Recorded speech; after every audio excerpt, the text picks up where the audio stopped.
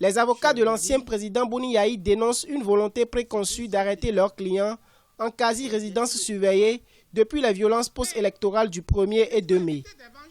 En conférence de presse ce samedi, les avocats de l'ex-chef d'État sont revenus sur sa situation et la procédure judiciaire à son encontre. Le juge d'instruction en charge du dossier s'est porté une deuxième fois au domicile de Boni Yayi sans pouvoir l'interroger. Ceci en raison de son état de santé toujours critique. Sachez noter qu'à la date d'aujourd'hui, ses pieds sont enflés, sont tous enflés, ses jambes sont enflées. Nous n'avons pas confiance en l'indépendance d'un juge dans un cas pareil, révélé par la presse nationale.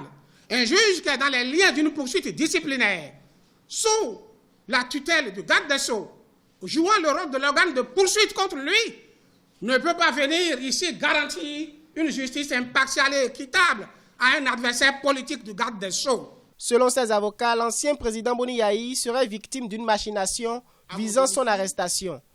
Pour eux, Boni Yayi est la seule personnalité de l'opposition à subir les tracasseries dont il est l'objet. Dans quel pays, dans quelle démocratie, dans quelle société où une justice qui se dit indépendante et impartiale, un juge peut refuser à un ancien chef d'État le droit de se faire soigner par un médecin dans l'hôpital de son choix? Ce n'est pas un privilège qui est accordé à M. Boni Yayi. M. Boni Yayi dérange. Il dérange profondément parce que de tous les leaders politiques de la résistance, de l'opposition, M. Boni Yayi est encore le seul homme politique présent physiquement sur le territoire national qui a refusé la contrainte de l'exil.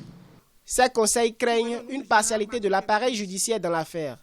Toutefois, à travers un point de presse ce 14 juin 2019, le ministre de l'Intérieur, Saka Lafia, a affirmé que les affrontements entre forces de l'ordre et population dans la ville natale de Boni Yayi ont engendré une trentaine de blessés côté soldats.